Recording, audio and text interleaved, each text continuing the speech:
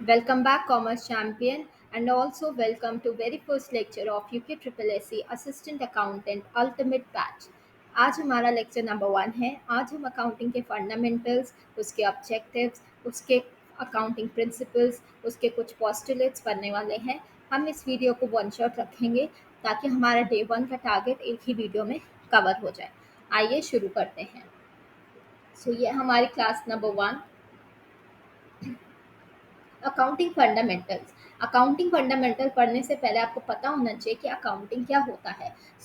Accounting एक systematic मतलब बहुत ही तरीके से किया हुआ रिकॉर्ड होता है जिसमें हम आइडेंटिफाई करते हैं। आइडेंटिफाई करना मतलब पहचान करना।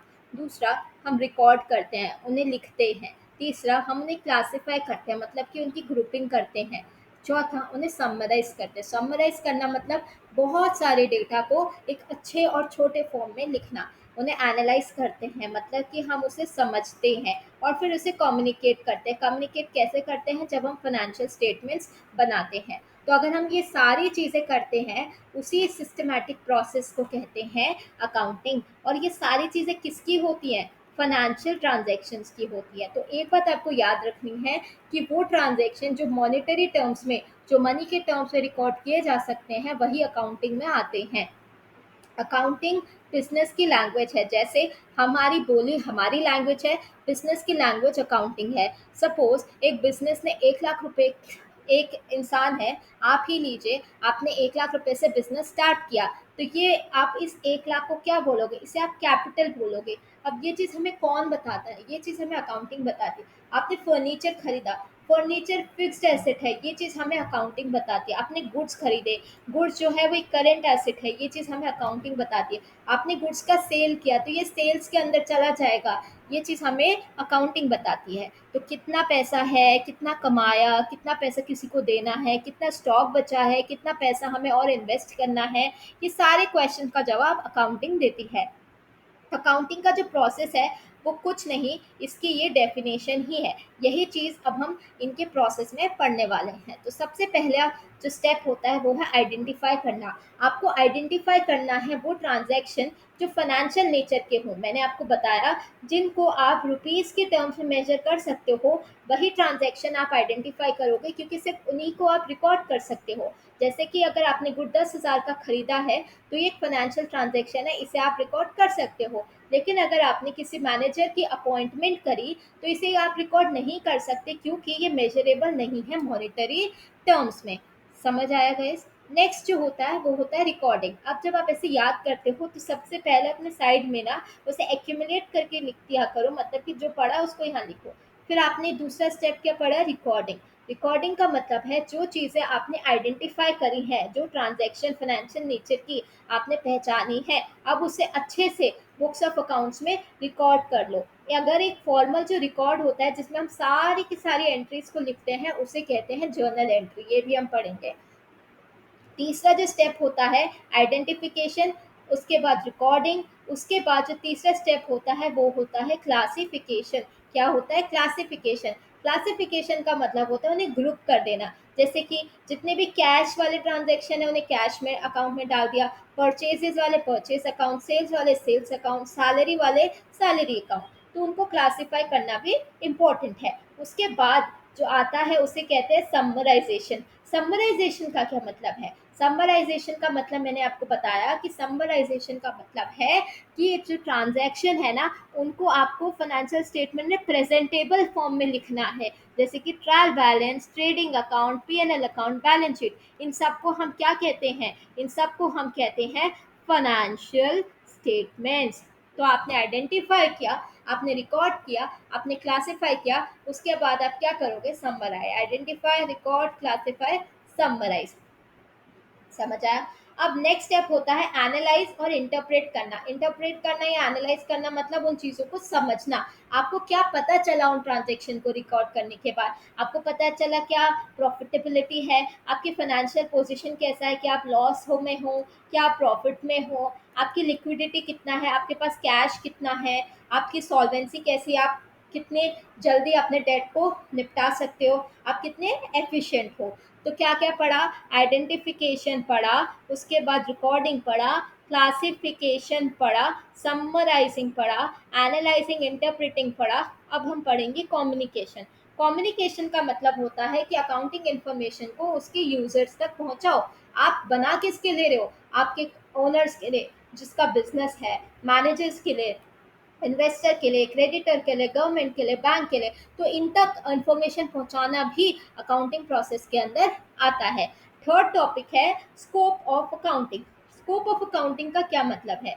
देखो, अकाउंटिंग सिर्फ ट्रांजैक्शन को रिकॉर्ड करने तक नहीं होती, इसमें बहुत सारी चीज़ें आती हैं और उसी को कहते हैं स्कोप ऑफ अकाउंटिंग। ये सारी चीज़ें आपके एग्जाम्स में भी आएंगी और हम इसे डिटेल में पढ़ेंगे आने वाली वीडियोस में। पहला है फाइनेंशियल अकाउंटिंग। फाइनेंशियल अकाउंटिंग सिर्फ फाइनेंशियल ट्रांजैक्शन से डील करती है, उन्हें रिकॉर्ड करती है और उन पर रिपोर्ट करती है। दूसरा है कॉस्ट अकाउंटिंग। कॉस्ट अकाउंटिंग ये डिटरमाइन करती है कि किसी गुड को बनाने की या उसे प्रोड्यूस करने की या किसी सर्विस को प्रोवाइड करने की क्या कॉस्ट आई। सिर्फ कॉस्ट से डिटर्मिनेशन जो होता है वो कॉस्ट अकाउंटिंग में होता है। ये ऑल टुगेदर एक 100 मार्क्स का सब्जेक्ट है। ठीक है। फिर आता है मैनेजमेंट अकाउंटिंग। इसमें हमें इंफॉर्मेशन मिलती है रिलेटेड टू द मैनेजमेंट कि क्या प्लानिंग चल रही है, डिसीजन मेकिंग कैसा है और आप अपने जितना आपके ऑपरेशंस है उन्हें कंट्रोल कैसे कर रहे हो। ऑलराइट। फिर नेक्स्ट आती है टैक्स अकाउंटिंग। टैक्स अकाउंटिंग भी है, ऑडिटिंग भी है। ये सारी चीज़ें हमें पढ़नी है इस एग्जाम में अपियर करने के लिए। टैक्स अकाउंटिंग में हम सिंपली कंप्यूट करते हैं टैक्स कि कितना टैक्स, कितना इनकम पे हमें टैक्स देना है गवर्नमेंट को, वो सारा किस में आता है? टैक्स अकाउंटिंग में। ऑडिटिंग में हम अकाउंटिंग एंट्रीज को रिकॉर्ड करते हैं और ये डिटरमाइन करते हैं कि जो अकाउंटिंग इंफॉर्मेशन है वो सही तरीके से रिकॉर्ड हुआ है कि नहीं है। क्या जो फाइनेंशियल स्टेटमेंट प्रिपेयर हुए हैं वो रिलायबल हैं कि नहीं है, उनकी रिलायबिलिटी को चेक करते हैं। ठीक है। अब नेक्स्ट टॉपिक है ऑब्जेक्टिव ऑफ अकाउंटिंग। और अकाउंटिंग का क्या ऑब्जेक्टिव है? देखिए, पहला ऑब्जेक्टिव है कि सिस्टमैटिक रिकॉर्ड्स को मेंटेन करना। अकाउंटिंग में हमेशा ऐसा नहीं कि आपने बहुत ही अभी एक रिकॉर्ड किया उसके बाद वो डिलीट कर दिया, नहीं। आपके पास परमानेंट सिस्टमैटिक रिकॉर्ड होने चाहिए। लॉ कहता है कि आपके पास कम से कम 8 साल के फाइनेंशियल स्टेटमेंट होने चाहिए। ठीक है। ये क्वेश्चन भी आ सकता है एमसीक्यू में, आप इसको अभी से याद कर लो कि आपको कम से कम 8 ईयर्स तक अपने फाइनेंशियल रिकॉर्ड्स को प्रिजर्व करके रखना होता है। Accounting maintain a permanent and a systematic record of business transaction. दूसरा, आपने रिकॉर्ड तो किया लेकिन आप ये सब कर क्यों रहे हो, बिजनेस कर क्यों रहे हो? ताकि आपको अपना प्रॉफिट और लॉस पता चल सके। तो आप अपना डिटरमाइन करना चाहते हैं कि क्या प्रॉफिट है और क्या लॉस। तीसरा, आपकी फाइनेंशियल पोजीशन क्या है, आपके पास कितने एसेट हैं, कितनी लाइबिलिटी है, कितना कैपिटल है। अब गाइस, एसेट कैपिटल लाइबिलिटी क्या होता है आपको पता होगा क्योंकि मैं अज्यूम कर रही हूँ इसमें एलिजिबिलिटी ही ग्रेजुएशन है, तो आपने ग्रेजुएशन में ये पढ़ा है। ठीक है।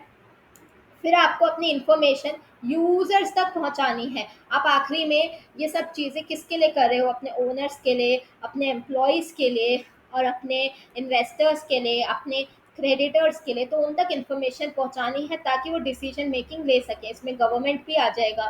ठीक है। आपको फिर अपने बिजनेस के एसेट को प्रोटेक्ट करना है, मतलब कि अगर आप प्रॉपर अकाउंटिंग नहीं करोगे तो आप अपने कंट्रोल और सेफ गार्डिंग नहीं कर पाओगे अपने बिजनेस के रिसोर्सेज के लिए। ऐसे इसीलिए तो हम डेप्रिसिएशन का कॉन्सेप्ट लाते हैं। उसके बाद आता है फैसिलिटेटिंग कंपैरिजंस। आप अपने फाइनेंशियल रिकॉर्ड्स को अगर सारी ऑर्गेनाइजेशन मेंटेन करेंगी तो वो एक दूसरे के साथ, मतलब कि बिजनेस टू बिजनेस, वो अपने ही रिकॉर्ड्स को ईयर टू ईयर कि पिछले साल क्या प्रॉफिट था, इस साल क्या प्रॉफिट है, और वो एक्चुअल और बजटेड कि हमने क्या सोचा था और क्या हो गया, इन दोनों के बीच में कंपैरिजन कर सकती है। फिर आता है अकाउंटिंग प्रिंसिपल। अकाउंटिंग प्रिंसिपल वो फंडामेंटल रूल्स हैं, ऐसे कॉन्सेप्ट हैं या फिर कोई ऐसी गाइडलाइंस हैं जो हमें फॉलो करनी ही पड़ेंगी जब हम रिकॉर्ड करेंगे या प्रेजेंट करेंगे अकाउंटिंग इंफॉर्मेशन को। ये हमें एक फ्रेमवर्क प्रोवाइड करती है अकाउंटिंग का। ये हमें क्या प्रोवाइड करती है? कॉमन फ्रेमवर्क प्रोवाइड करती हैं कि सारे के सारे लोग एक ही चीज़ को फॉलो करके अपनी फाइनेंशियल स्टेटमेंट बनाए। तो अकाउंटिंग प्रिंसिपल ब्रॉडली 3 टाइप्स के होते हैं। पहला है अकाउंटिंग कॉन्सेप्ट, दूसरा है अकाउंटिंग कन्वेंशंस, तीसरा है अकाउंटिंग स्टैंडर्ड। अकाउंटिंग कॉन्सेप्ट को हम अकाउंटिंग पोस्टुलेट्स भी कह सकते हैं। तो आइए अकाउंटिंग कॉन्सेप्ट या अकाउंटिंग पोस्टुलेट पढ़ते हैं। ये बहुत इंपॉर्टेंट है, इनसे अकेले भी क्वेश्चन बन सकता है, इसलिए इनको मिस नहीं करना है। पहला है कॉन्सेप्ट या पोस्टुलेट, एक बेसिक अजम्पशन और फंडामेंटल आइडिया है जिस पर अकाउंटिंग होती है। मतलब कि एक बिजनेस को चलाने के लिए आपके पास इतनी बेसिक अजम्पशन या इतना फंडामेंटल आइडिया होना चाहिए अगर आपको अपनी अकाउंटिंग करनी है। पहले हम इनको रीड करते हैं। क्या क्या होते हैं कि business entity concept, going concern concern concept, money measurement concept, accounting period concept, cost concept, dual aspect concept, मैं स्टार लगा रही हूँ जो इम्पोर्टेंट है, accrual concept, matching concept, revenue recognition concept. आइए आप एक एक करके इन्हें पढ़ते हैं। जो बिजनेस एंटिटी कॉन्सेप्ट है, ये कहता है कि बिजनेस और उसके ओनर को दो सेपरेट एंटिटी ट्रीट करना चाहिए अकाउंटिंग पर्पस के लिए। जब हमने इनकॉर्पोरेशन ऑफ कंपनी पढ़ा था, मेरे यूट्यूब चैनल पे इसका वीडियो है, जब कंपनी इनकॉर्पोरेट होती है तो as per companies law 2013 company और उसके जो मालिक होते हैं वो सेपरेट लीगल एंटिटी का कॉन्सेप्ट फॉलो करते हैं। तो यही चीज़ है, बिजनेस एंटिटी कहता है कि जो ओनर है और जो बिजनेस है, जो कंपनी है और उसके जो मालिक हैं, वो दो सेपरेट एंटिटी माने जाएंगे अकाउंटिंग करने के लिए। Even if the business is owned by one person, accounting records treat the business separately. अगर वो पर्सन एक ही है तब भी वो इंसान अलग है और बिजनेस अलग है। जैसे कि अगर साक्षी ने बिजनेस स्टार्ट किया 1 लाख रुपए से, तो उसके पास कैपिटल है 1 लाख रुपए की। फॉर साक्षी पर्सनली ये उसकी इन्वेस्टमेंट है जो उसने बिजनेस में करी है। तो वो एंट्री क्या करेगी? तो अब साक्षी के लिए तो ये एक इन्वेस्टमेंट है, ठीक है, मैंने अपने बिजनेस में पैसा डाला, मेरे लिए एक इन्वेस्टमेंट है। लेकिन क्योंकि मैं और मेरा बिजनेस दो अलग एंटिटी है, तो बिजनेस भी एंट्री रिकॉर्ड करेगा और वो एंट्री रिकॉर्ड करेगा cash account debit to capital account.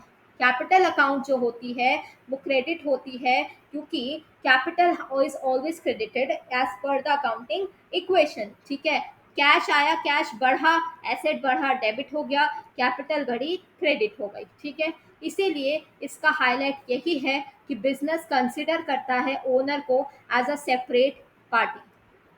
Second है गोइंग कंसर्न कॉन्सेप्ट। ये बहुत इंपॉर्टेंट कॉन्सेप्ट है, फ्रिक्वेंटली पूछा जाता है।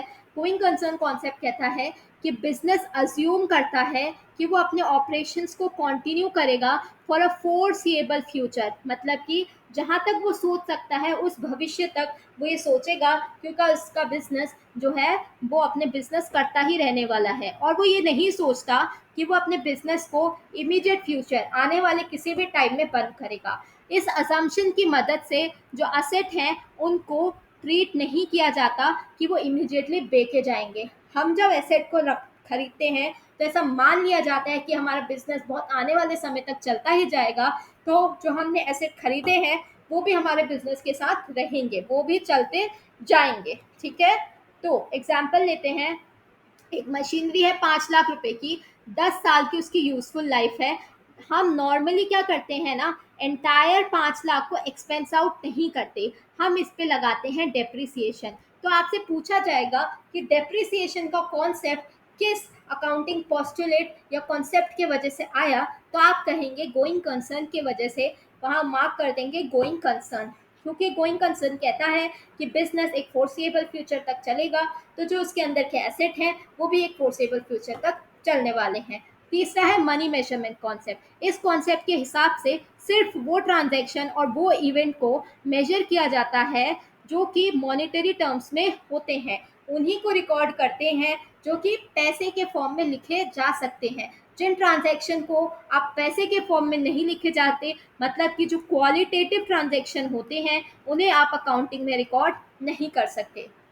जैसे कि अगर कंपनी की गुड रेपुटेशन है, उसके एम्प्लॉयज़ एफिशिएंट है, उसका मैनेजमेंट एक्सीलेंट है, ये बहुत ही अच्छी वैल्यूज़ हैं जो बिजनेस को मिलती हैं, लेकिन ये रिकग्निशन रिक्वायरमेंट को मीट नहीं करती और इसकी वजह से इन्हें रिकॉर्ड नहीं किया जाएगा, क्योंकि इनको हम मनी में मेजर नहीं कर सकते। सी, ये बिजनेस के लिए इम्पोर्टेंट है, लेकिन इनको क्योंकि हम मनी में मेजर नहीं कर सकते, और मनी मेजरमेंट कॉन्सेप्ट कहता है सिर्फ वो ट्रांजेक्शन रिकॉर्ड करो जिसे आप मनी में मेजर कर सकते हो, इसीलिए इन ट्रांजेक्शन को अकाउंटिंग में रिकॉर्ड नहीं किया जाएगा। लेकिन उसी तरह से अगर आपने कोई मशीनरी खरीदी 5 लाख रुपए की, इसमें पैसे की इन्वॉल्वमेंट आ गई, तो आप इसे रिकॉर्ड कर सकते हो। तो सिंपली ये मानो, अगर पैसा दिख रहा है तो रिकॉर्ड करो, पैसा अगर दिख रहा है तो रिकॉर्ड, पैसा नहीं दिख रहा तो मत रिकॉर्ड करो।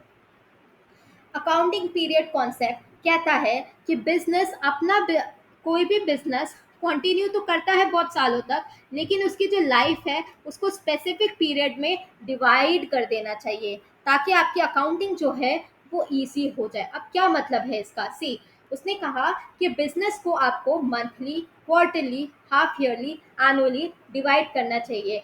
इसी वजह से, इसी अकाउंटिंग पीरियड कॉन्सेप्ट की वजह से आपका जो बिजनेस है, वो आपकी जो फाइनेंशियल स्टेटमेंट है वो ईयरली मेंटेन की जाती है। आप लिखते हैं ना बैलेंस शीट एज ऑन 31 मार्च, तो हर साल आप अपने ट्रांजैक्शन को रिकॉर्ड करते हैं, क्योंकि आप ये सोचते हैं कि अगर हम सारा का सारा ट्रांजैक्शन लिखते ही चले जाएंगे और उन्हें बांटेंगे नहीं मंथली या क्वार्टरली या हाफ ईयरली, तो आखिरी में आके हमें कुछ समझ नहीं आने वाला है, और हम अपनी बिजनेस की परफॉर्मेंस को मेजर नहीं कर पाएंगे किसी भी फ्यूचर में आने वाले टाइम में। ठीक है। अब बिजनेस एनुअल फाइनेंशियल स्टेटमेंट इसीलिए प्रिपेयर करता है, पूछा जा सकता है बिजनेस एनुअल फाइनेंशियल स्टेटमेंट क्यों प्रिपेयर करता है, क्योंकि वो अकाउंटिंग पीरियड का कॉन्सेप्ट फॉलो करता है। एग्जाम्पल क्या है? अगर एक बिजनेस कॉन्टिन्यूसली चलता ही जाएगा 20 साल तक, और वो अपना प्रॉफिट कैलकुलेट नहीं करेगा, तो उसे पता ही नहीं चलेगा कि इस साल उसने कितना बिजनेस में प्रॉफिट कमाया या उसे क्या लॉस हुआ। वो सिर्फ करता ही चला जाएगा, और एक टाइम आएगा जब उसके पास कोई इंफॉर्मेशन नहीं बचेगी। फिर आता है कॉस्ट कॉन्सेप्ट। कॉस्ट कंसेप्ट कहता है कि एसेट को इनिशियली, मतलब कि जब एसेट परचेज करे तो आप उनको रिकॉर्ड करो कि जितनी कॉस्ट आपने उन पर लगाई है एक्वायर करने में। कॉस्ट कॉन्सेप्ट की वजह से ही मशीनरी को रेडी टू यूज़ करने तक जितनी कॉस्ट होती है वो कैपिटलाइज हो जाती है। मशीनरी परचेज करी है 5 लाख रुपीज़ की, जो मैं बोल रही हूँ ये बहुत इंपॉर्टेंट है, जो मैं अगर नहीं लिख रही हूँ तो आपको लिखना है। ये क्वेश्चन, छोटे छोटे क्वेश्चन बन जाते हैं। जैसे कि अगर इनिशियल अकाउंटिंग पीरियड के हिसाब से अगर आपने मशीनरी खरीदी, तो आपने उसको रेलेवेंट एक्विजिशन कॉस्ट पे लिखना है, रादर देन सिंपली रिकॉर्डिंग उसका मार्केट प्राइस। ये नहीं कि मशीनरी अगर 5 लाख की है, प्लस उसने कहा कि 10,000 रुपये जो है आपको उसको फैक्ट्री तक लाने के लिए और उसे ऑपरेशनल करने के लिए लग गए, तो वो पूछेगा कि कॉस्ट कॉन्सेप्ट के हिसाब से आप कितना अमाउंट चार्ज करोगे, तो आप लिखोगे 5,10,000 रुपये, क्योंकि हम सिर्फ मार्केट प्राइस को नहीं देखते, हम देखते हैं कि मशीनरी को रेडी टू यूज़ करने तक कितना पैसा लगा है। ठीक है। अब आता है डुअल एस्पेक्ट कॉन्सेप्ट। ये अकाउंटिंग की जान होती है, सबसे इम्पोर्टेंट कॉन्सेप्ट है। इस कॉन्सेप्ट के हिसाब से हर एक ट्रांजेक्शन के दो इफेक्ट होते हैं, which is debit and credit. Dual aspect concept कहता है कि कोई भी ट्रांजेक्शन रिकॉर्ड करोगे उसका दो इफेक्ट होने वाले हैं। ये कहता है कि एक ट्रांजैक्शन है तो उसके सोर्स पता होने चाहिए, और उसका दूसरा ट्रांजैक्शन जो उसका दूसरा एंड है वो उसका यूज़ बताएगा। सोर्स मतलब कि वो ट्रांजैक्शन कहाँ से उत्पन्न हुई, और यूज़ मतलब कि वो ट्रांजैक्शन कहाँ लगी। इस कॉन्सेप्ट जो बेस्ड है वो डबल एंट्री पे बेस्ड है। ठीक है। इसी कॉन्सेप्ट की वजह से आपके पास एक अकाउंटिंग इक्वेशन आती है जिसे कहते हैं asset is equals to capital plus liability. मतलब कैपिटल और लाइबिलिटी का टोटल आपके एसेट के टोटल आना चाहिए, तो वो अकाउंटिंग इक्वेशन है। फॉर एग्जांपल, एक बिजनेस ने 1 लाख रुपए का कैश अपने बिजनेस में इंट्रोड्यूस करा, तो बिजनेस को कैश रिसीव हुआ, तो बिजनेस को कैश रिसीव हुआ और उसकी कैपिटल बढ़ी। तो जब कैश बढ़ा, मतलब कि असेट बढ़ा 1 लाख रुपए से, तो उसे डेबिट करा, और जब कैपिटल बढ़ी 1 लाख रुपए से तो उसे क्रेडिट करा। तो आपने देखा कि इसके हो गए दो इफेक्ट। इसको डुअल एस्पेक्ट कहते हैं अकाउंटिंग का। ठीक है। अब अगर आप इसे अकाउंटिंग इक्वेशन में लिखेंगे, इसी इक्वेशन में अगर मैं इसे डाल दूं asset is equals to capital plus liability, तो लाइबिलिटी पे यहाँ कोई असर नहीं पड़ा, कैपिटल मेरी 1 लाख से बढ़ गई और असेट भी मेरी 1 लाख से बढ़ गई। तो क्या ये डेफिनेशन सेटिस्फाई हो गई? यस, ये डेफिनेशन सेटिस्फाई हो गई। किसी भी ट्रांजैक्शन को अगर आप अकाउंटिंग में करोगे तो उसे अकाउंटिंग इक्वेशन को सेटिस्फाई करना ही पड़ेगा।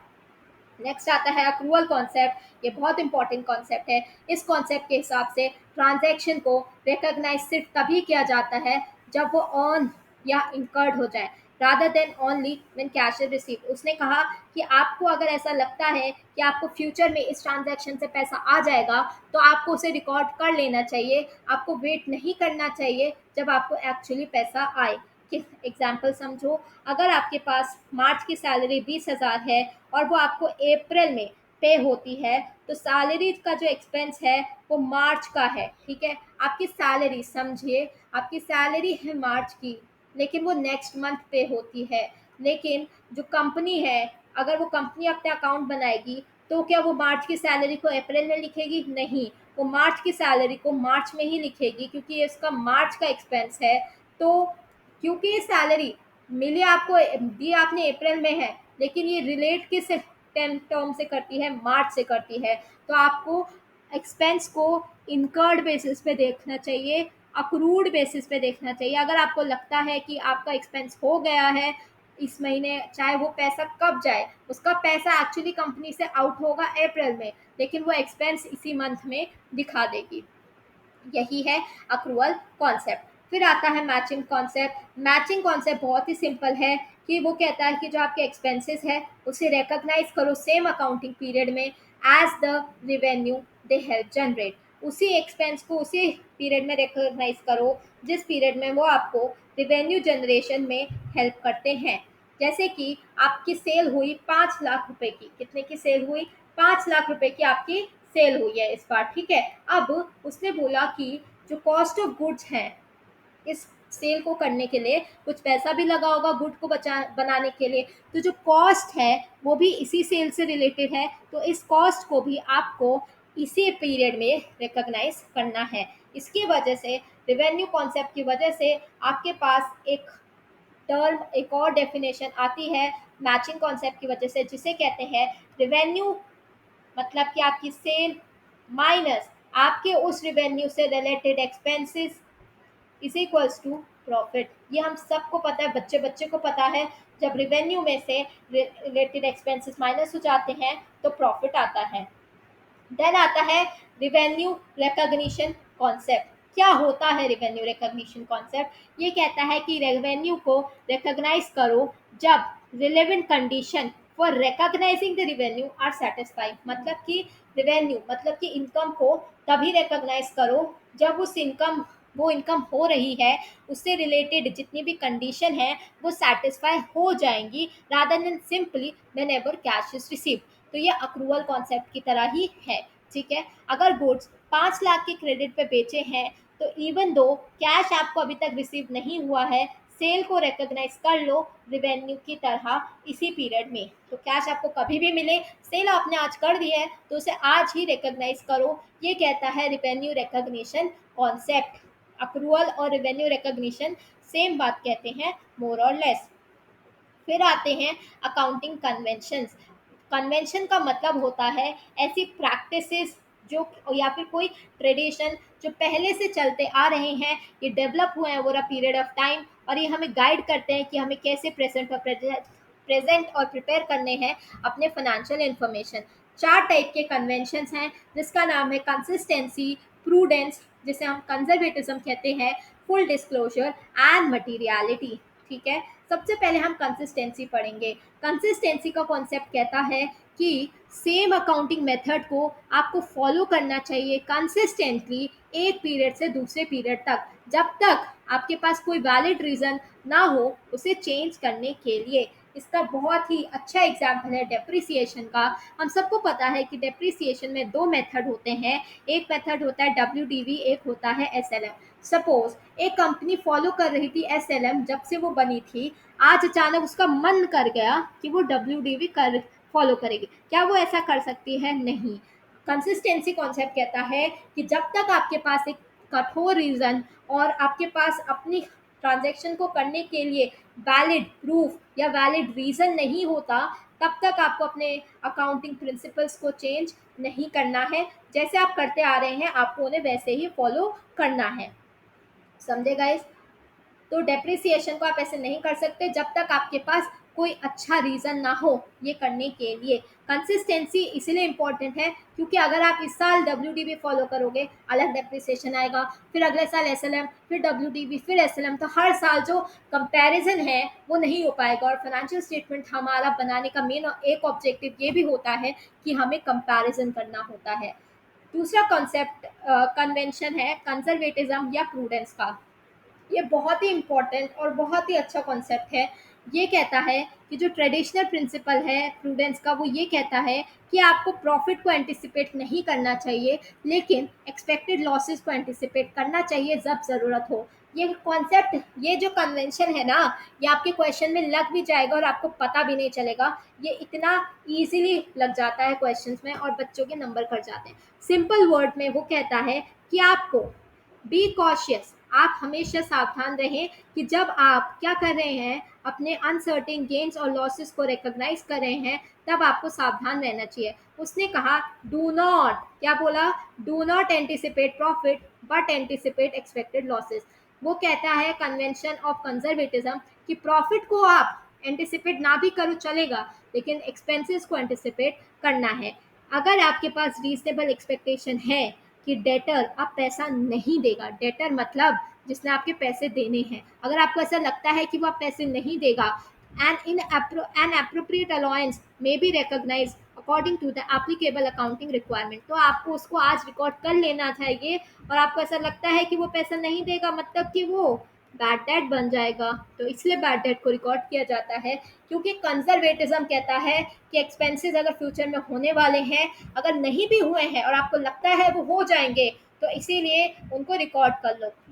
इसी के लिए बैड डेट का प्रोविजन आता है, और प्रोविजन आता है फॉर डेप्रिसिएशन या प्रोविजन फॉर डाउटफुल डेट। ये सारी चीज़ें कॉन्सेप्ट ऑफ प्रूडेंस की वजह से आती हैं। ठीक है। कन्वेंशन ऑफ फुल डिस्क्लोजर ये कहता है कि सारी मटेरियल इंफॉर्मेशन जो कि ज़रूरी है फाइनेंशियल स्टेटमेंट को समझने के लिए, उसे रिकॉर्ड और डिस्क्लोज करना चाहिए। अगर आपके पास एक इम्पॉर्टेंट पेंडिंग लीगल केस है, एक कंपनी है, देखो एक एग्जांपल से समझते हैं। सपोज एक पर्सन है जिसने BC प्राइवेट लिमिटेड को खरीदना है, ठीक है। अब ये चाहता है कि इसे खरीद ले, लेकिन BC प्राइवेट लिमिटेड इसे ये नहीं बता रहा कि इस पे एक केस चल रहा है 1 करोड़ रुपए का। तो अगर आज ये इसे खरीद लेता है, ये बताए बगैर, ये समझे बगैर कि इस पे केस चल रहा है, तो बाद में जाके, क्योंकि अब ये BC प्राइवेट लिमिटेड एक ही कंपनी बन जाएगी, तो ये केस भी एक का हो जाएगा। इसलिए कन्वेंशन ऑफ फुल डिस्क्लोजर कहता है कि जितने भी आपके ऊपर मटेरियल इन्फॉर्मेशन है वो आपको डिस्क्लोज करनी चाहिए। जो मटेरियल कैसे डिसाइड होगा, ये अलग कॉन्सेप्ट है कि आप मटीरियलिटी को कैसे डिसाइड करेंगे। सो मटीरियलिटी जो है, ये पर्सन टू पर्सन और सिचुएशन टू सिचुएशन डिपेंड करता है। लेकिन आपको अगर ऐसा लगता है कि इस इंफॉर्मेशन की वजह से जो आपका डिसीजन है वो चेंज हो सकता है, तो आपको वो इंफॉर्मेशन डिस्क्लोज करनी चाहिए। ये ही है कन्वेंशन ऑफ डिस्क्लोजर। इसका ऑब्जेक्टिव है कि यूजर्स को मिसलीड ना किया जाए। ठीक है। देन आता है कन्वेंशन ऑफ मटीरियलिटी। मैंने आपको बताया ना, मटीरियलिटी जो है वो पर्सन टू पर्सन डिपेंड करती है। ऐसी इंफॉर्मेशन जो इन्फ्लुएंस कर सकती है आपका डिसीजन, अगर आपका डिसीजन आपको लगता है कि इन्फ्लुएंस हो सकता है, तो वो इंफॉर्मेशन मटेरियल है उसको। और आपके पास, आपको ऐसा लगता है कि इस इंफॉर्मेशन पे अप्रोप्रिएट अटेंशन दी जानी चाहिए, तो वो इंफॉर्मेशन मटेरियल बन जाएगी। सपोज एक बहुत बड़ी कंपनी है जिसने एक small business, small office stationery item खरीदा 50 रुपए का, ठीक है। तो क्या उस बड़ी सी कंपनी के लिए 50 रुपए का आइटम मटेरियल है? नहीं है, क्योंकि वो कहीं उसके आएगा भी नहीं। तो मटीरियलिटी हेल्प करती है कि आप समझो कि कौन सा इंफॉर्मेशन आपके डिसीजन को चेंज कर सकता है। अब अगर वही बड़ी कंपनी 50 रुपए के हटाकर 50 लाख रुपए की कोई मशीनरी खरीदे, तो क्या ये मटेरियल है? यस, ये मटेरियल है, क्योंकि ₹50 जो है वो इमटेरियल हो जाता है और ₹50 लाख मटीरियलिटी की कॉन्सेप्ट में आ जाता है, क्योंकि इससे आपका जो डिसीजन है वो इन्फ्लुएंस हो सकता है। ठीक है। तो मटीरियलिटी अलाउ करता है अकाउंटिंग को कि वो फोकस करे उस इंफॉर्मेशन पे जो मैटर करता है। अब अकाउंटिंग इक्वेशन आपको पहले भी समझा चुकी हूँ। ये होता है कैपिटल प्लस लाइबिलिटी। तो आपका asset is equals to capital plus liability आना चाहिए। आइए थोड़ा सा इनको पढ़ते हैं। असेट क्या होते हैं? असेट वो रिसोर्सेज हैं जो कि बिजनेस ने कंट्रोल करके रखे हैं और वो उसे कभी ना कभी फ्यूचर में बेनिफिट देंगे, ऐसा बिजनेस को लगता है। एसेट में आते हैं cash, bank, machinery, furniture, building, inventory, inventory को आप लिख सकते हो stock, trade receivable, trade receivable को आप लिख सकते हो डेटर। ये सब आपके एसेट हैं क्योंकि ये आपको फ्यूचर में कभी ना कभी बेनिफिट देंगे। कैपिटल क्या है? कैपिटल का मतलब होता है ओनर का इंटरेस्ट बिजनेस में। ओनर ने कितना पैसा लगाया है बिजनेस में। कैपिटल का दूसरा नाम होता है ओनर्स इक्विटी। तो अगर कहीं आ गया कि capital is also called as, तो आपको याद रखना है ओनर्स इक्विटी। ठीक है। लाइबिलिटी क्या है? लाइबिलिटी ना आज की वो दिक्कतें हैं, वो परेशानी है, वो ऑब्लिगेशन है किसी भी बिजनेस की जो उसके पास्ट की वजह से आई हैं। जैसे कि अगर बिजनेस ने पास्ट में कोई लोन लिया है तो आज उसे चुकाना पड़ेगा, तो उसकी प्रेजेंट ऑब्लिगेशन है उसके पास्ट में इवेंट होने की वजह से।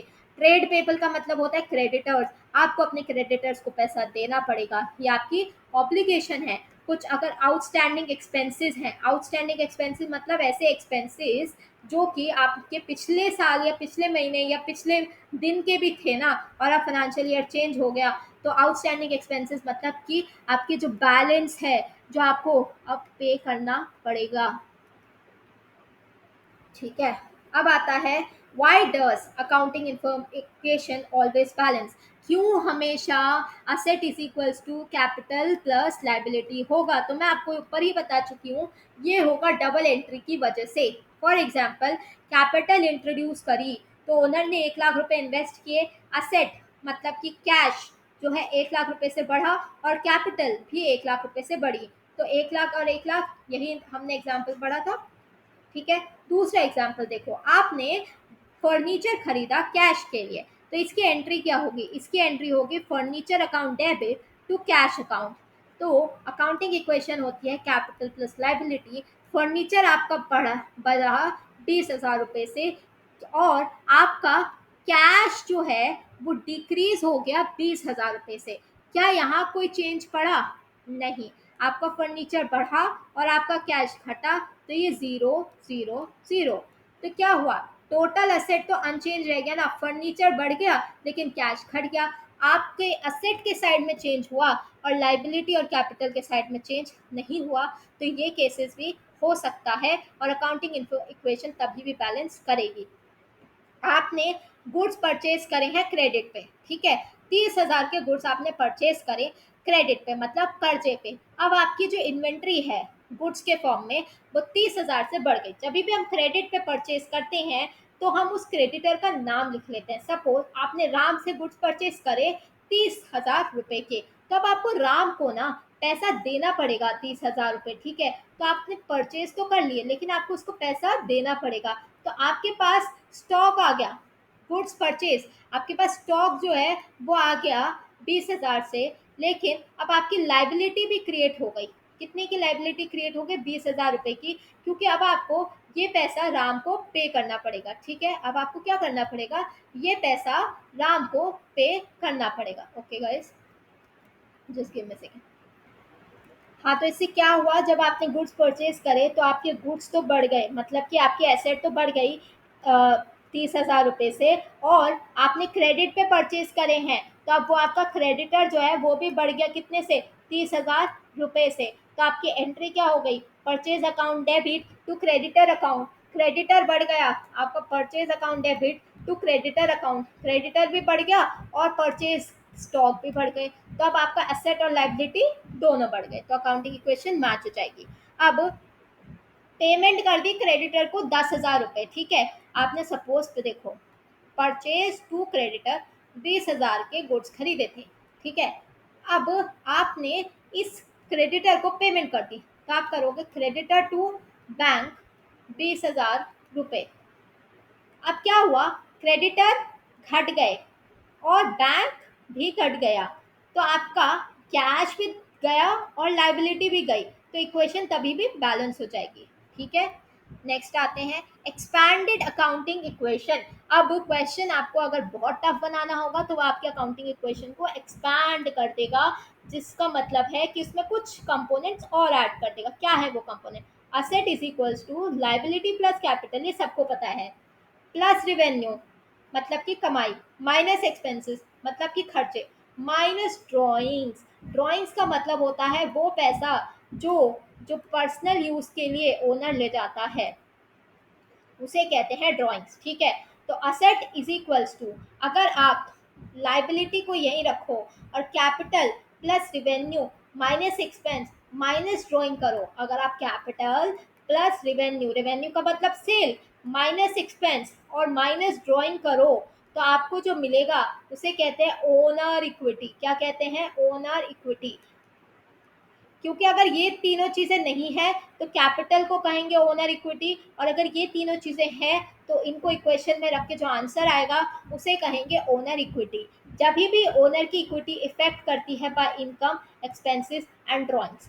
ठीक है, अब रिवेन्यू, रिवेन्यू मतलब सेल, तो इससे कैपिटल बढ़ जाएगी। आपके पास सेल हुई तो आपकी कैपिटल बढ़ गई, आपने खर्चे करे कैपिटल घट गई, आपने ड्राइंग्स करी पैसा ले गए अपने पर्सनल यूज के लिए, कैपिटल घट गई।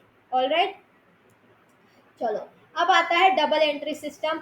The ultimate soul of accounting is called double entry system. Double entry system का मतलब होता है कि हर एक फाइनेंशियल ट्रांजैक्शन के एटलीस्ट तो दो करस्पॉन्डिंग एस्पेक्ट होंगे ही होंगे।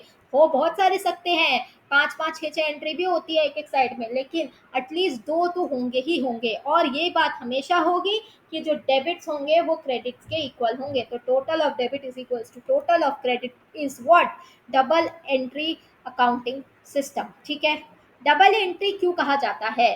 क्योंकि बहुत ही सिंपल आंसर है, क्वेश्चन आ सकता है डबल एंट्री क्यों कहते हैं, तो आप बोलोगे डबल एंट्री इसलिए कहते हैं क्योंकि हर एक ट्रांजैक्शन के दो इफेक्ट होते हैं। अगर आपने बिजनेस परचेज किया है, आपने बिजनेस ने फर्नीचर परचेज किया है 10,000 रुपये का, तो कैश भी इफेक्ट हो रहा है और फर्नीचर भी इफेक्ट हो रहा है, तो डुअल एस्पेक्ट होता है, जिसकी वजह से इसे डबल एंट्री कहते हैं। डेबिट और क्रेडिट क्या होते हैं? हर ट्रांजैक्शन में एक डेबिट और एक क्रेडिट तो एटलीस्ट होगा ही होगा। मैं एटलीस्ट यूज कर रही हूँ, इससे ज़्यादा भी हो सकते हैं। डेबिट का मतलब ऑटोमेटिकली ये नहीं होता कि वो इंक्रीज हो रहा है। फॉर एग्जाम्पल मैंने आपको बोला था कि डेबिट अगर आपने किसी चीज़ को करा है तो क्या इसका मतलब हो गया कि वो इंक्रीज हो रहा है? नो। फॉर एग्जाम्पल आपने गुड्स परचेज करे थे क्रेडिट पे, तो आपने एंट्री क्या डालते? Purchase account debit to Ram account. अब आपने राम को जब पैसा दे दिया तो आपने राम को क्या कर दिया? डेबिट कर दिया ना। तो क्या राम यहाँ पर इंक्रीज हुआ था? डिक्रीज। राम तो क्या थी? लाइबिलिटी थी। लाइबिलिटी को जब डेबिट करते हो तो उसका मतलब होता है डिक्रीज। तो बच्चे कंफ्यूज हो जाते हैं कि डेबिट का मतलब हमेशा इंक्रीज होता है। ये क्वेश्चन आ सकता है। डेबिट का मतलब सिर्फ इंक्रीज नहीं होता, डेबिट का मतलब होता है डिक्रीज भी हो सकता है। और सिमिलरली क्रेडिट का मतलब सिर्फ डिक्रीज नहीं होता, क्रेडिट का मतलब इंक्रीज भी हो सकता है। तो ये डिपेंड करता है कि आप किस टाइप ऑफ अकाउंट से डील कर रहे हो। Traditional rules of debit and credit, जिसमें गोल्डन रूल्स भी आते हैं अकाउंटिंग के। तो सबसे पहला होता है पर्सनल अकाउंट। हमने ट्रेडिशनल के हिसाब से अपने अकाउंटिंग को तीन पार्ट्स में डिवाइड किया। पहला हुआ पर्सनल अकाउंट। पर्सनल अकाउंट का रूल होता है debit the receiver, credit the giver. क्या होता है? पर्सन है ना, पर्सन से ज्वाइंट है ना, तो पर्सन है, ऐसे याद रखो पर्सन है, तो रिसीवर भी आ जाएगा और गिवर भी आ जाएगा। Debit the receiver, credit the giver. जैसे कि अगर आपने 5,000 रुपये राहुल को पे करे तो राहुल को पैसे मिल गए, तो राहुल का अकाउंट डेबिट हो गया। Debit the receiver, Rahul receiver है, रिसीव करे राहुल ने, ठीक है, तो जिसने रिसीव करे उसे डेबिट करो। और जो गिवर है, कैश गिवर है, कौन गया? रिसीवर मतलब जिसे रिसीव हुए, गिवर मतलब जो गया, कैश गया, तो क्रेडिट करा कैश को। समझ आया? दूसरा ट्रेडिशनल अप्रोच होती है रियल अकाउंट की। रियल अकाउंट कहता है debit what comes in, credit what goes out. ये एसेट्स से जो है ज़्यादा कनेक्टेड होता है रियल अकाउंट। ठीक है, तो जो चीज़ें आ रही हैं आपके पास, आ रही है मतलब जो चीज़ें आई आपके पास, मतलब कि जो चीज़ें बढ़ी उसे कर दो डेबिट। जो चीज़ें गई, गई जो चीज़ें गई, ठीक है, मतलब जो चीज़ें घटी उसे कर दो क्रेडिट। आपने फर्नीचर परचेज किया है 20,000 रुपये का, और फर्नीचर आपके बिजनेस में आया, तो आप फर्नीचर को क्या करोगे? फर्नीचर आया तो फर्नीचर को करोगे प्लस, मतलब कि डेबिट। ठीक है, कैश गया तो कैश को क्या करोगे, माइनस, मतलब कि क्रेडिट। ऑलराइट, चलो अब नेक्स्ट आगे बढ़ते हैं। जो ट्रेडिशनल रूल 3 है वो है नॉमिनल अकाउंट का, वेरी इंपॉर्टेंट। नॉमिनल अकाउंट कहता है debit all expenses and losses and credit all income and gains. क्या मतलब है, वो कहता है कि जितने भी खर्चे हुए हैं या जितना भी नुकसान हुआ है उसे कर दो डेबिट, जितनी भी फायदे हुए हैं इनकम, ठीक है, और जितने भी फायदे हुए हैं, जितनी भी कमाई हुई और जितने भी फायदे हुए उसे कर दो क्रेडिट, बस इतना कहता है। अब आपको ये पहचानना है क्या सैलरी आपके लिए खर्चा है, तो अगर खर्चा है, एक्सपेंस है, तो इसे करेंगे डेबिट। और आपके लिए अब, और सैलरी, अब क्वेश्चन ना आपको तीनों अकाउंट को मिक्स करके आएगा। आपने सैलरी पे करी तो सैलरी पे करी, तो सैलरी पे करी तो सैलरी अकाउंट डेबिट, क्योंकि ये आपका खर्चा है। टू, कैश अकाउंट, अब ये कौन सा रूल लगा, क्रेडिट व्हाट गोज आउट, ठीक है, जो बाहर गया उसे क्रेडिट कर दो, कैश बाहर गया उसे क्रेडिट कर दिया। कुछ आते हैं modern approaches to debit and credit. तो मॉडर्न अप्रोचेस डेबिट और क्रेडिट को हमने asset, liability, equity, revenue, income में बांटा है। पूछ सकता है कि ट्रेडिशनल कितने अप्रोच थे, 3 अप्रोच थे, personal account, real account, nominal account. Modern approach कितने हैं, 5, असेट, लाइबिलिटी, इक्विटी, रिवेन्यू जिसे इनकम भी कहते हैं, और एक्सपेंसेस। जनरल रूल, ये याद कर लो जिन बच्चों को दिक्कत होती है। जनरल रूल क्या है, असेट, असेट है अगर वो इंक्रीज होगा, देखो अगर आपको ट्रेडिशनल रूल भी याद हो गए ना, ये आपके लिए इजी है, ठीक है। कैपिटल का याद कर लो, कैपिटल हमेशा अलग चलती है, इक्विटी भी कहते हैं, कैपिटल भी कहते हैं, ओनर्स फंड भी कहते हैं इसे, और शेयर होल्डर फंड भी कहते हैं समटाइम्स। तो इस क्रेडिट हो रही है अगर कैपिटल, तो इसका मतलब है क्रेडिट होना मतलब कैपिटल इंक्रीज हो रही है, और डेबिट हो रही है मतलब कैपिटल डिक्रीज हो रही है। समझ आया, ये टेबल जो है बिगिनर्स के लिए बहुत इंपॉर्टेंट है, आप इसको देख लो। अब एग्जाम्पल करते हैं, सपोज एक बिजनेस है, ठीक है, एक बिजनेस है, पेंसिल ले लेती हूँ। एक बिजनेस है, 1 लाख रुपए से स्टार्ट हुआ, 1 लाख रुपए से आपका बिजनेस स्टार्ट हुआ, तो क्या मतलब है इस चीज का, पेंसिल की थिकनेस बढ़ा दें। 1 लाख रुपए से आपका बिजनेस स्टार्ट हुआ, नहीं गाइस ये नहीं चल रही, अब इतना पेन नहीं, ठीक है। 1 लाख रुपए से आपने बिजनेस स्टार्ट किया, तो cash account debit 1 lakh rupees, to capital account debit 1 lakh rupees. अब आपको कैसे पता चलेगा किसे क्रेडिट करो किसे डेबिट करो, उसके लिए आप वो टेबल याद कर लो। जो बिगिनर्स हैं उनके लिए क्वेश्चन जो है वो इजी हो जाएंगे, और बाकी अगर आपको ट्रेडिशनल रूल याद हो ही गया है तो आपके तो ऑटोमेटिकली इजी हो जाएंगे। अब इसका बताओ, फर्नीचर परचेज करा है 20,000 रुपए का, तो furniture account debit 20,000, to cash account 20,000, ठीक है। आपने गुड्स परचेज करे हैं क्रेडिट पे, तो purchase account debit to Aman account, ये तो हम बहुत बार कर चुके हैं अभी राम के नाम से। ट्रांजेक्शन 4, आपने गुड्स बेच दिए कैश पे, अब कैश पे गुड्स बेच दिए, ठीक है, तो सेल करी, credit what goes out, sale करी, क्रेडिट कर दिया, और ये आपकी सेल जो है सेल करी है, सेल इंक्रीज हुई है ना, आपकी इनकम इंक्रीज हुई है तो क्रेडिट कर दिया, और आपके पास क्या आया, पैसा आया, डेबिट व्हाट कम्स इन, आपके पास क्या है, पैसा आया, आपका असेट है, ठीक है, इसलिए भी एंट्री बन गई। अब पेड सैलरी 5,000 रुपीज, आपने सैलरी पे करी, तो क्या एंट्री है, salary account debit to cash account, क्यों, क्योंकि सैलरी एक एक्सपेंस है, एक्सपेंस बढ़ गया तो डेबिट करा, जब debit all expenses and losses, credit all income and gain. Cash आपका क्या है, असेट है, क्रेडिट व्हाट गोज आउट, तो कैश असेट है, कैश आपका कम हुआ तो उसे डिक्रीज कर दिया। इन दोनों के बीच में, कॉन्सेप्ट और कन्वेंशंस के बीच में क्या डिफरेंस होता है, पहली बात तो आप याद रखना कि कॉन्सेप्ट आए या पोस्टुलेट आए सेम थिंग, और कन्वेंशन अलग होता है। कॉन्सेप्ट का मतलब क्या होता है, ये फंडामेंटल अजम्पशंस होती है जो ये सोचा जाता है कि बिजनेस फॉलो करेगा।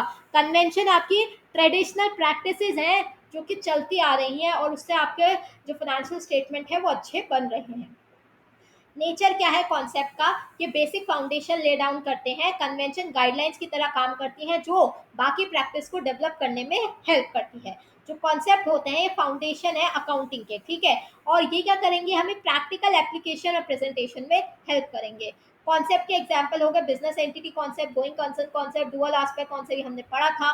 और कन्वेंशन के एग्जाम्पल हो गए consistency, prudence, materiality, full disclosure. ठीक है, ये दोनों अच्छे से पढ़ लेना गाइस, ये आता है एग्जाम्स में। अब key points to remember is accounting. सबसे पहले आ जाओ, अब रिवाइज करते हैं। अकाउंटिंग क्या होता है? अकाउंटिंग का मतलब आइडेंटिफाई करना, रिकॉर्ड करना, क्लासिफाई करना, समराइज करना, एनालाइज करना, कम्युनिकेट करना। अकाउंटिंग इक्वेशन क्या होती है? Asset is equals to liability plus capital. ठीक है, उसके बाद डबल एंट्री क्या होती है? Every transaction has two aspect. Debit and credit क्या होता है? टोटल डेबिट टोटल क्रेडिट के इक्वल आना चाहिए, ये याद कर लो। Traditional approaches. पर्सनल अकाउंट क्या होता है? Debit the receiver, credit the giver. Real account क्या कहता है? Debit what comes in, credit what goes out. Nominal account क्या कहता है? Debit all expenses and losses, credit all income and gains. चलो आ जाओ, क्विक रिवीजन क्वेश्चंस करते हैं अब हम फटाफट। आ जाओ यहाँ पे। अकाउंटिंग क्या है? Accounting is a systematic process of identifying, recording, classifying, summarizing, analyzing and communicating financial information. All right. उसके बाद बेसिक अकाउंटिंग इक्वेशन क्या है? asset is equals to capital plus liability. Which concept treat business and owner separately? देखो ऐसे question बनते हैं। कौन सा कॉन्सेप्ट ओनर और बिजनेस को सेपरेटली मानता है? Business entity concept. कौन सा कॉन्सेप्ट ये अज्यूम करता है कि बिजनेस फोर्सिएबल फ्यूचर तक कंटिन्यू करेगा? Going concern concept. कौन सा कॉन्सेप्ट ये बताता है कि हर ट्रांजैक्शन के दो इफेक्ट होते हैं? बच्चे बच्चे को पता होना चाहिए, dual aspect concept. What is the rule of personal account? ये भी पूछ सकते हैं। Debit the receiver, credit the giver. Real account, debit what comes in, credit what goes on. मैंने बताया ना, रियल अकाउंट को आप असेट्स और लाइबिलिटीज की तरह याद रखो, पर्सनल अकाउंट को आप पर्सन की तरह याद रखो। ठीक है, ये मैं हिंट दे रही हूँ ऐसे। और नॉमिनल अकाउंट को तो आपको पता ही है कि एक्सपेंसेस होते हैं, लॉसेस होते हैं, तो वो डेबिट होते हैं। जितने भी इनकम होते हैं और जितने भी आपके पास गेन मतलब कि प्रॉफिट मतलब कि फायदे होते हैं, वो की क्रेडिट होते हैं। ठीक है, अब what is the basic rule of double entry system? Basic rule तो यही है कि टोटल डेबिट टोटल क्रेडिट के इक्वल आना चाहिए। वो पूछेगा कि फोर अकाउंटिंग कन्वेंशंस बताओ। कन्वेंशंस का मतलब क्या बोला था? ट्रेडिशंस बोला था, ट्रेडिशंस। ठीक है, ये कंटेम्पररी प्रैक्टिसेस हैं। तो क्या क्या है? Consistency, conservatism, full disclosure, materiality. बताओ कंसिस्टेंसी क्या कहता है? कंसिस्टेंसी कहता है एक बार जो अकाउंटिंग स्टेटमेंट फॉलो कर ली उसको पीरियड ऑन पीरियड बेसिस पे फॉलो करो, जब तक आपके पास एक कठोर रीजन ना हो उसे चेंज करने का। कंजर्वेटिज्म और प्रूडेंस कहता है कि आपको अपने एक्सपेंसेस को तो अभी रिकॉग्नाइज कर लेना चाहिए, चाहे आप इनकम को करो ना करो। फुल डिस्क्लोजर कहता है वो सारे मटेरियल फैक्ट का डिस्क्लोजर करो जिससे आपको लगता है कि डिसीजन मेकिंग चेंज हो सकती है।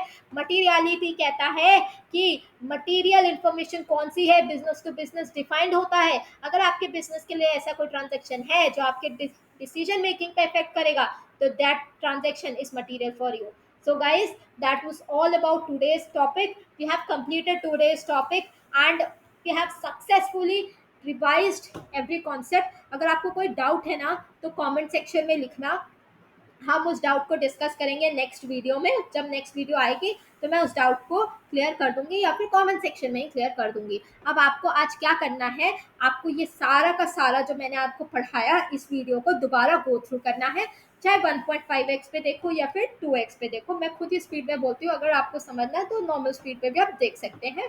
उसके बाद आपको कोई भी अपनी अकाउंटिंग की बुक परचेज करनी है, या तो आप यूजीसी की कोई कॉमर्स की बुक परचेज कर लो, या फिर असिस्टेंट अकाउंटेंट का आपके पास अगर कोई आपने बुक खरीदी है फ्लिपकार्ट से, अमेजोन से, वहाँ पर बहुत बुक्स आ गई है, वो परचेज कर लो और उस बुक से अपनी प्रैक्टिस स्टार्ट करो, क्वेश्चन स्टार्ट करो। हम जो नेक्स्ट आएगा ना, मैं क्या करूँगी, अब आपको डेली के डेली ना अपने पोस्ट वाले सेक्शन पे मेरे यूट्यूब में जाना, चैनल पे वहाँ आता है पोस्ट का एक कॉलम आता है, वहाँ पर मैं आपको डेली के डेली जो प्रीवियस ईयर के क्वेश्चंस आए होंगे या फिर क्वेश्चन जो फ्रीक्वेंटली आती हैं वो आपको दूंगे एमसीक्यू फॉर्म्स में। ठीक है, 10-15 दे दिए ऐसे मैं आपको कॉन्सेप्ट क्वेश्चन दूंगी और आपको वहाँ पर उन क्वेश्चन को करना है, सॉल्व करना है। मुझे दिख जाता है कि कितने बच्चों ने वहाँ पार्टिसिपेट किया, तो आप उन क्वेश्चन को पार्टिसिपेट करो, उन क्वेश्चन को सॉल्व करो, अच्छे से पढ़ाई करो। Till then bye bye, see you in the next video, see you tomorrow.